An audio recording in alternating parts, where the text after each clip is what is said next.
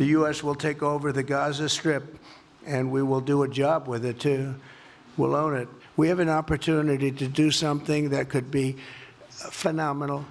And I don't want to be cute. I don't want to be a wise guy, but the Riviera of the Middle East, this could be something that could be so bad. This could be so magnificent. That was U.S. President Donald Trump last night saying he wants the United States to take ownership of Gaza and redevelop it. These comments after Trump said Palestinians living in Gaza should be resettled outside of the territory. The CBC's Caroline Barghout is in Washington with more on this story. So, Caroline, what more has the White House said about this plan today? Well, today the White House is standing behind U.S. President Donald Trump's plan to take over Gaza and turn it into the Riviera of the Middle East, as you just heard him say. He would like the more than 2 million Palestinians who live in Gaza to move to either Jordan or Egypt. Even though both countries have rejected that idea, Trump said that he is not opposed to using U.S. troops to get them out. Now, White House Press Secretary Caroline Leavitt held a press conference today, and she was asked a lot about Trump's comments on Gaza. She said that Trump made them with a humanitarian heart, with the idea of peace for the Middle East. She was also asked how this fits into the United States America's First policy, and this is what she said. Take a listen. This is an out-of-the-box idea. That's who President Trump is. That's why the American people elected him. And his goal is lasting peace in the Middle East for all people in the region. We've had the same people pushing the same solutions to this problem for decades. And it's been made very clear to the president that the United States needs to be involved in this rebuilding effort to ensure stability in the region. Secretary of State Marco Rubio was also asked about Trump's Gaza plan, and he called it generous. Here's what he said. Take a listen. The only thing President Trump has done very generously, in my view, is offer the United States willingness to step in, clear the debris, clean the place up from all the destruction that's on the ground, clean it up of all these unexploded munitions. And in the meantime, the people living there will not be able, the people who call that home will not be able to live there while you have crews coming in and removing debris, while you have munitions being removed. Israeli Prime Minister Benjamin Netanyahu is still in Washington, and today he met with Defense Secretary Pete Hegseth at the Pentagon. Hegseth was asked by reporters about Trump's Gaza plan and possibly sending U.S. troops to Gaza, and here is what he said. The President is involved in very complex and high-level negotiations of great consequence to both the United States and the State of Israel, and we look forward to working with our allies, our counterparts, both diplomatically and militarily, to look at all options. Now, last night, Trump was also asked about annexing the West Bank, and he said he would have a decision on that in about 4 weeks. Okay, there is some, I guess, inconsistencies in all the different statements there, Caroline, to be generous.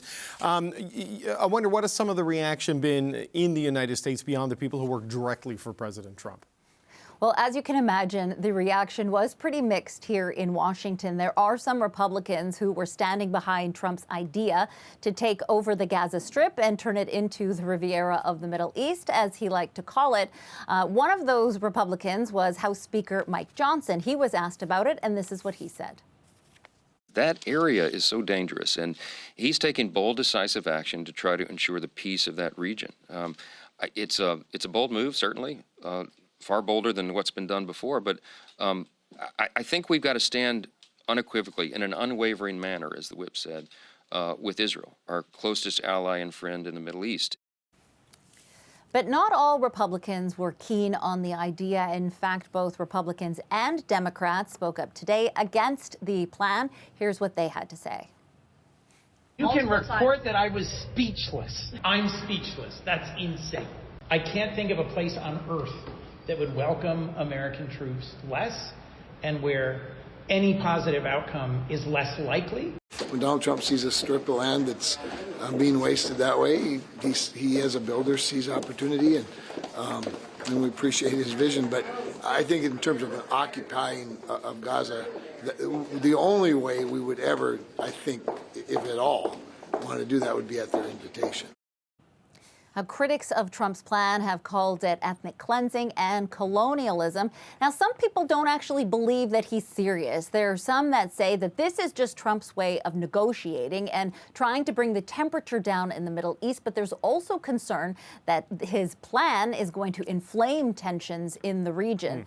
Now, Benjamin Netanyahu, the Israeli prime minister, he is still here in Washington. He's actually extended his trip until Saturday, and then he will head home at that point. All right, Caroline, a lot to go through. Thanks for doing it with us. That's the CBC's Caroline Barghout in Washington. Well, Foreign Affairs Minister Melanie Joly came out against President Trump's comments today, writing, "Canada's long-standing position on Gaza has not changed. We are committed to achieving a two-state solution where Israelis and Palestinians can live securely within internationally recognized borders. There is no role for Hamas in the governance of Gaza. We support Palestinians' right to self-determination, including from being forcibly displaced from Gaza."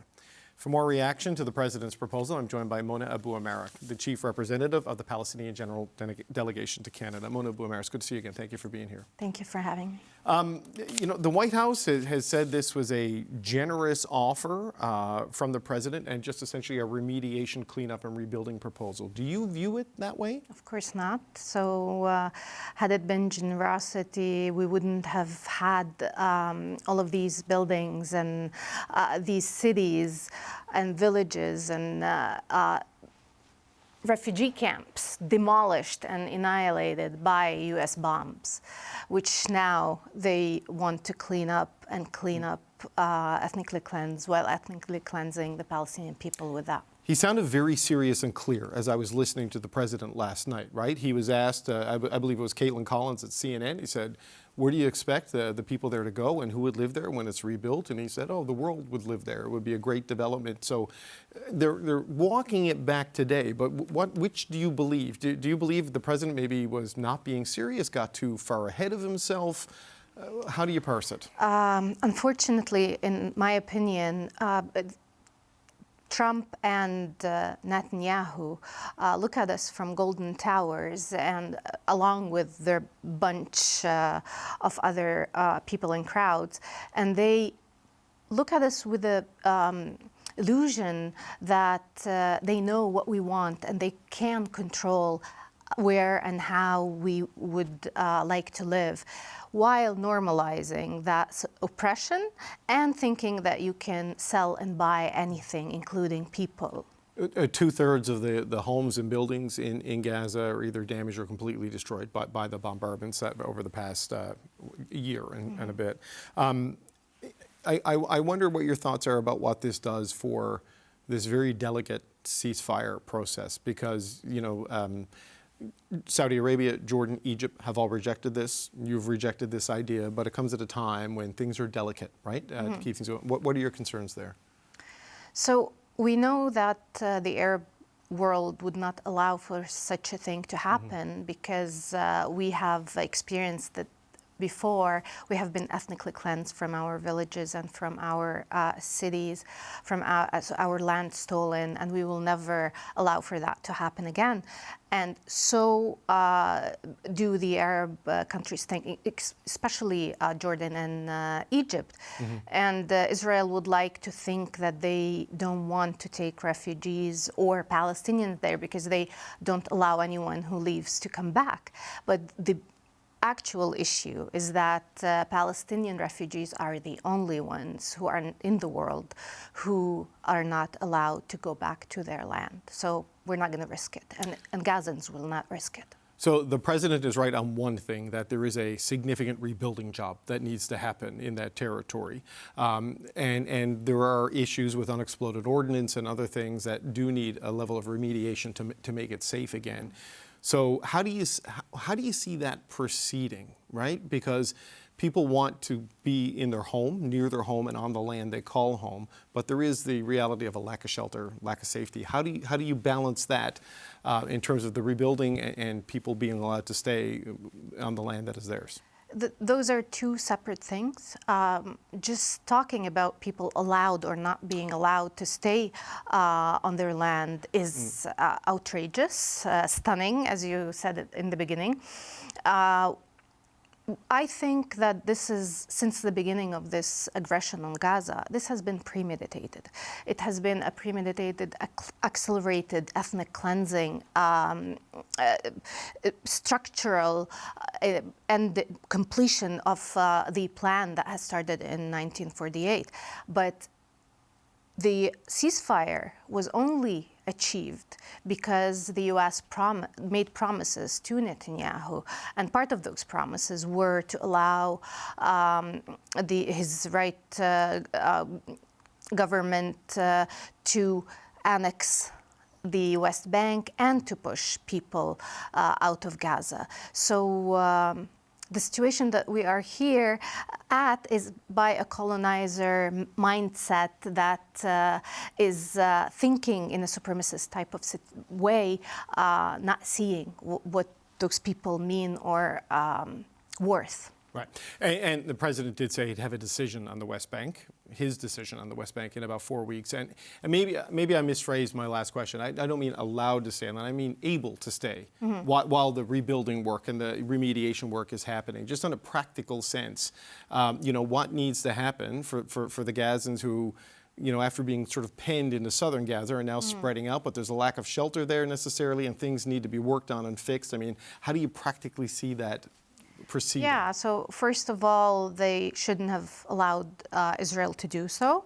Now they should allow trucks to bring in caravans and tents and all of those to make Gaza viable again, which Israel made sure it's not, so it would be easier to push people out from it. So it's also in the hand of the international community and how they react to that and how fast they try to make the situation easier for the Palestinian people who went 400,000 people went back to the north where it's the most damage because they wanted to go home. And I've heard from them saying if the war starts again, if the aggression starts again, they will not leave their homes once again. So it's Israel wants to complete the job it started doing by demolishing every single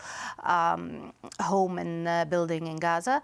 But the people said if that's going to happen, it will happen while we're in them. I have seen some reporting, though, Mona Abuamara, of people saying that conditions are so desperate they might have to leave. You know what I mean? Like it's just the circumstances will force them because of the consequences of all of this fighting.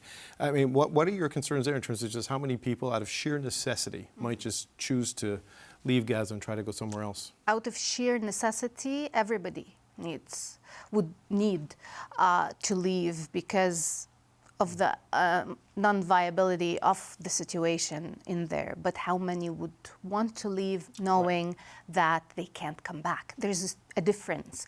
If they are allowed to come back, that's one thing. But if there is this colonial mindset of switching the occupation from Israeli occupation to American occupation is just ridiculous. There has been pretty strong pushback against this, and there was even some Liberal MPs issued a statement calling for Canada to denounce it. I know you saw the statement there from Melanie Joly just before we started this conversation. Have you spoken to anyone in the Canadian government about this, and what's your sense of the Canadian response? So I reached out for an urgent meeting. I didn't hear back yet. Hopefully I'll have a chance to do so soon. I saw the statement. It was a little too late in the day after Trump started retracting his steps and after the whole outrage in the world. I expected Canada to be a leader, even in statements, at least, if not in action. Saudi Arabia was out at 4 a.m. in 4 Riyadh, a.m. Exactly. So the situation now needs Canada to actually recognize Palestine. Minister Joly said that Canada is still adamant to help reach the two-state solution. We are talking right now about not having any land to talk about for a two-state solution. So if Canada wants actually to help, it needs to prove it through action. Do you think, as a final point, the ongoing trade dispute with President Trump over the border, and the Liberals are changing leaders, I mean, do you think those two things make it difficult for Canada to do what you're suggesting Canada should do? Well, if every country that is threatened would bend international law and water it down, then we will turn into a jungle. And people actually don't know who Palestinians are, what we had to endure, and what we are willing to endure simply because we don't have any other option. So we're not leaving. Okay. Mona Abuamara, when we find out what the president has to say about the West Bank, we'll have your reaction to that. Mona Abuamara is Chief Representative of the Palestinian General Delegation to Canada. Thank you for being here. Thank you for having me.